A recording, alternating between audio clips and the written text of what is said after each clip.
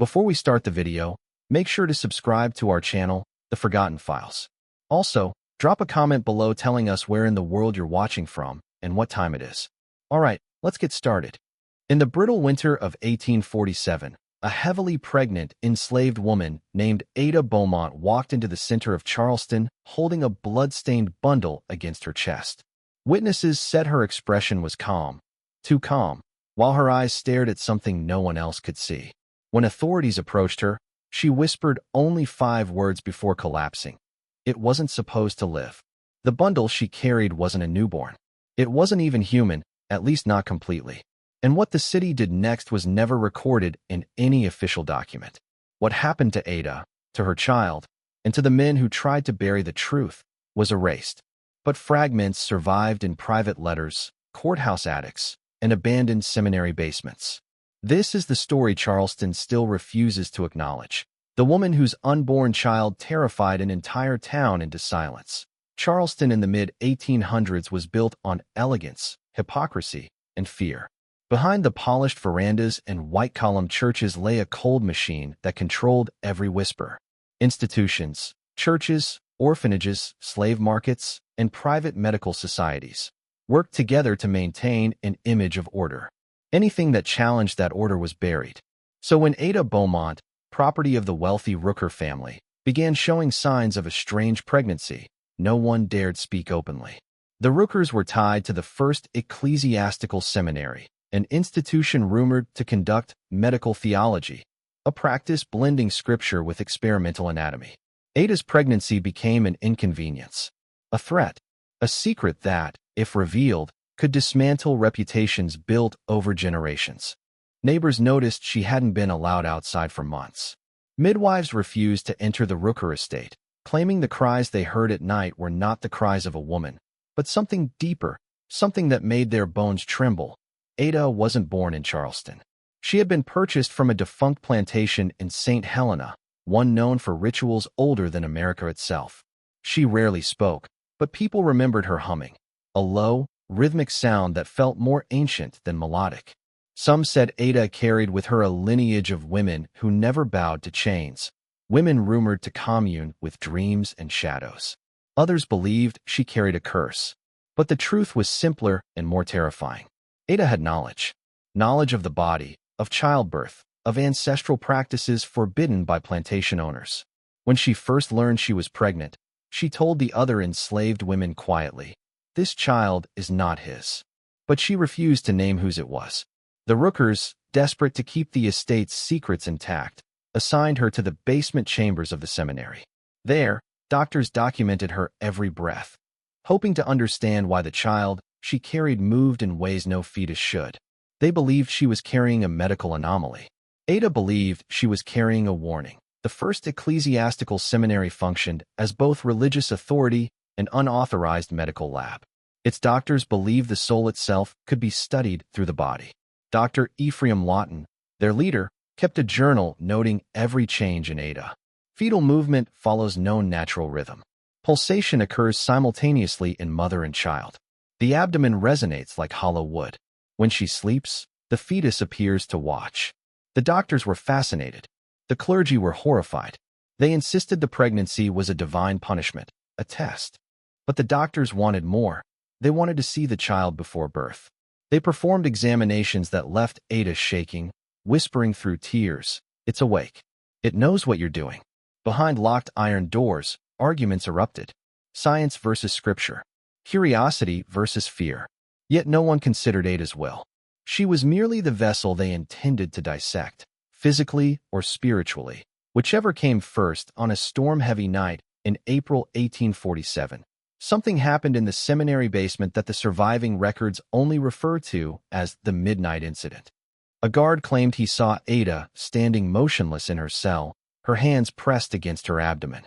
She was whispering to her unborn child, but the whisper didn't sound like one voice. It sounded like 2. Then the lights, gas lamps, flickered violently. The guard swore Ada's shadow, separated from her body, detached, watched him. He fled screaming, leaving his post.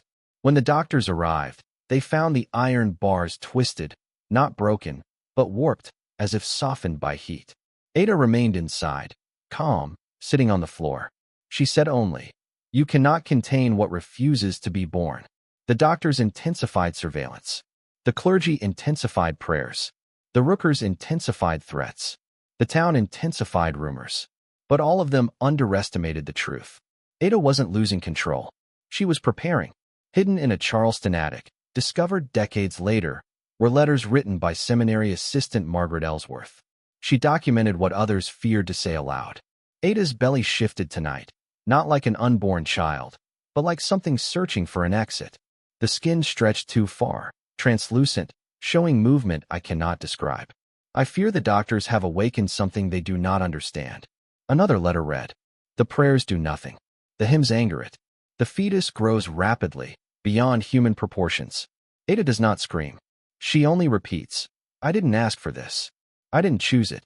Ellsworth begged the seminary to let Ada go, claiming the pregnancy was not natural, not earthly. The clergy refused. They claimed Ada had been chosen as a vessel of demon or prophecy. The doctors believed they were on the verge of a breakthrough. And Ada, trapped between superstition and science, began planning her escape. One night, Ada managed to steal a key off a sleeping guard. The other enslaved women, terrified but loyal, helped her reach the back entrance of the seminary. But as she stepped outside, she collapsed. Witnesses said the ground beneath her cracked, not from impact, from vibration, as if the unborn child was reacting to freedom, rejecting it. Ada screamed for the first time since her imprisonment. She grabbed at the earth, begging it to hold her still. The seminary guards dragged her back inside while she thrashed violently, yelling, "It won't let me leave. It wants to be born here, in this cursed place." The doctors interpreted this as a psychological break. The clergy interpreted it as demonic resistance. Only Ada understood. Whatever she carried wasn't just growing inside her. It was learning. It was choosing. The seminary's priests demanded immediate spiritual intervention. They insisted Ada's pregnancy represented ancient sin, an unholy inheritance passed down through blood untouched by Christ. Their plan was drastic. At dawn, they would perform a baptism before the child's birth, believing holy water could weaken whatever was inside her. Even the doctors objected. They feared stress could kill her. The clergy didn't care. They believed salvation required sacrifice. Ada was dragged into the chapel, tied to a wooden board.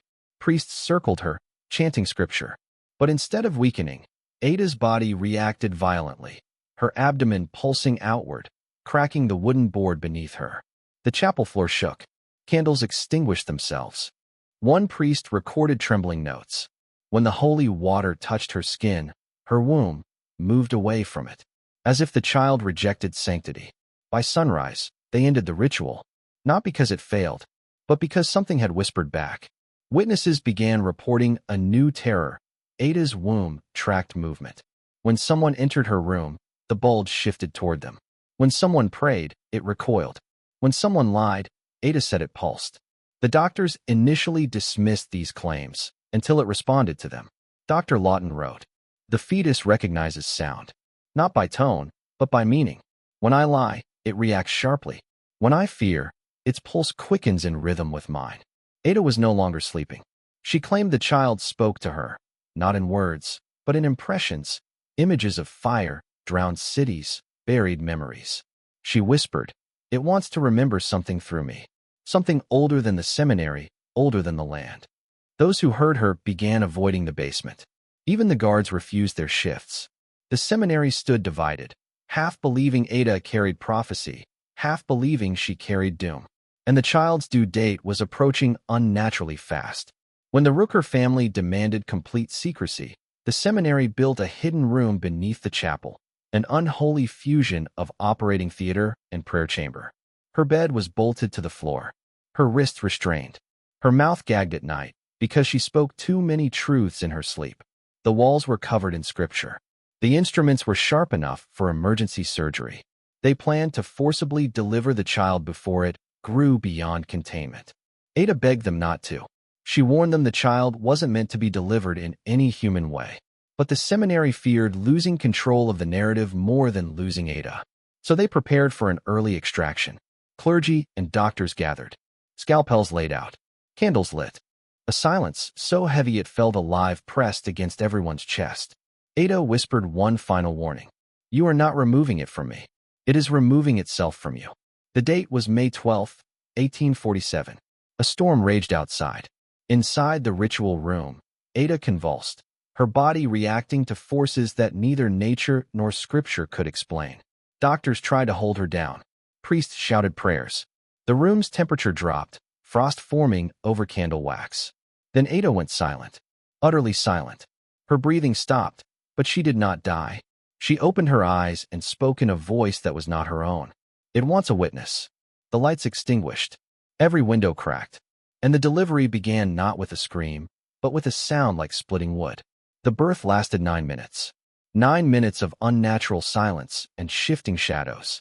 When it was over, Ada lay unconscious. The child lay wrapped on the floor, unmoving. Nobody dared touch it.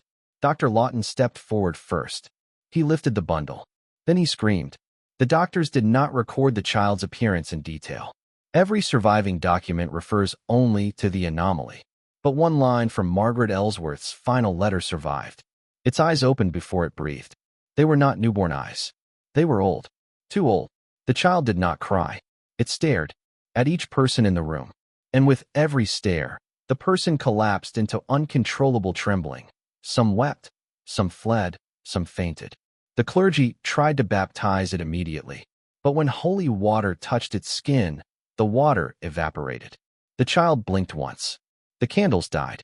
The walls cracked. And Ada awoke, gasping, demanding her child back. No one obeyed her. Fear overtook reason. One priest screamed, "It is not human." Another shouted, "It is the serpent reborn." But Ada said, "It is mine, and it is not finished." What happened next unraveled the seminary in minutes. A doctor attempted to run with the child, possibly to escape, possibly to hide.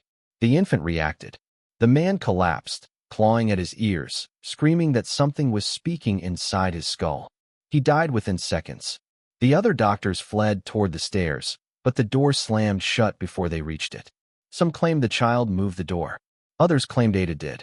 The priests tried to restrain Ada, but she broke her bindings, a woman exhausted, malnourished, yet suddenly stronger than all 3 men combined. She lifted her child and whispered, "I will not let you make it a weapon." The storm outside struck the chapel. Lightning fractured the steeple. Pieces of roof collapsed. People scrambled.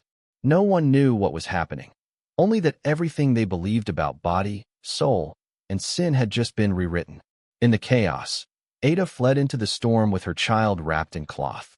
The seminary collapsed behind her, literally. Witnesses from neighboring streets reported seeing the chapel's windows explode outward as if something inside pushed.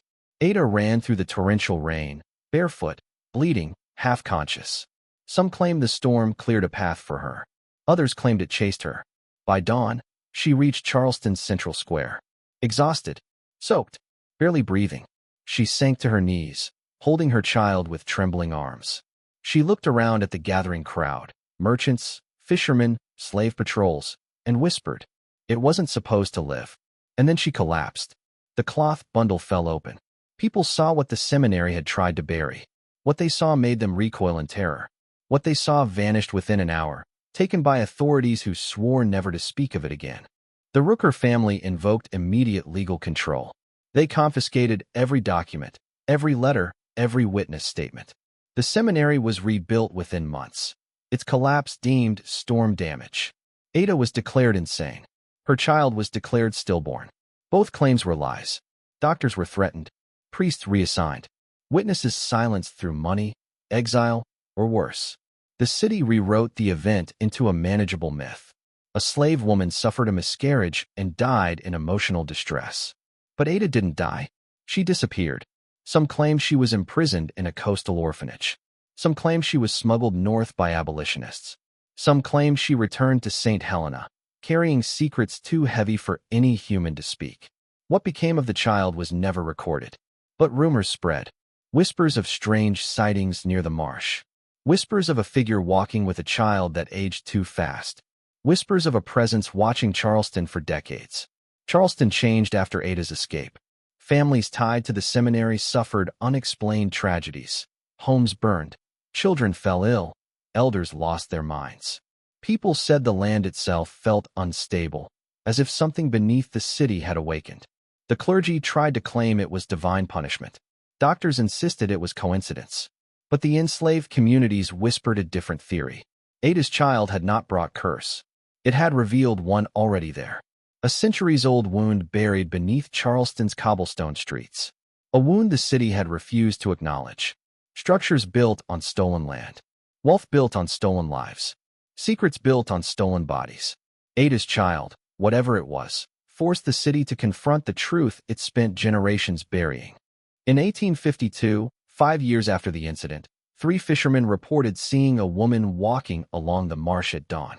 She carried a child taller than her waist, but moving with the unsteady steps of a toddler. The fishermen approached, offering help. The child looked at them, just looked, and all 3 men fell to their knees, shaking uncontrollably. When they looked up again, the woman and child were gone, vanished into the fog. One fisherman left Charleston that same night, claiming, "The child wasn't evil. It was ancient. It saw through me." The other 2 never spoke of it again. But the story spread quietly, whispered among dockworkers and night watchmen. The city ignored it. The Rooker family denied it. But the marshland kept its secrets. Historians, theologians, and folklorists who've studied the fragments offer conflicting theories. A mutation caused by harsh conditions and forced experimentation. A spiritual inheritance rooted in African traditions suppressed by slaveholders. A supernatural retaliation born from generations of human suffering. A vessel of memory created to reveal the truth the city had hidden. But the most chilling theory came from Margaret Ellsworth's final, bloodstained note. The child was not a monster. It was a mirror. It reflected what the seminary truly was. It reflected what Charleston truly was. To this day, no official archive in Charleston acknowledges Ada Beaumont. But the abandoned seminary basement still exists, sealed, locked, and never excavated. Locals claim strange sounds echo at night. Some say they hear humming, the same rhythmic hum Ada was known for. Others report seeing shadows move where no person walks. And deep beneath the chapel floor, past layers of dust and secrecy, lies something the city will never dig up. A stone slab with Ada's name scratched into it. Not carved, scratched, as if by fingernails, as if by someone refusing to be forgotten. Ada's story persists not because people remember it, but because something refuses to let it disappear. Her pregnancy exposed the truth Charleston built its empire upon. Her child, whatever it was, forced institutions to confront their own corruption, and the silence surrounding their fate is the loudest confession of all. Some say Ada survived. Some say her child grew into something no one dared approach. Some say both are still wandering, seeking justice denied to them. But one fact is undeniable. Charleston buried their story. Charleston denied their existence. Charleston pretended the horror never happened. And history has a way of punishing those who bury the truth. If you ever visit Charleston, walk near the old seminary at night. Listen carefully. You might hear a faint hum.